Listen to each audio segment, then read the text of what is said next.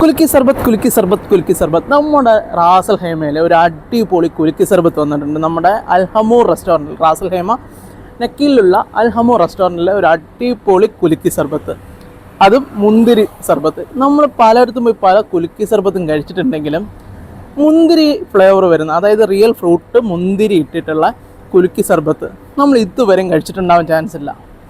അത് നമ്മൾ റാസൽ ഹൈമ നക്കീലുള്ള അൽഹമൂർ റെസ്റ്റോറൻറ്റിൽ കൊണ്ടുവന്നിരിക്കുകയാണ്.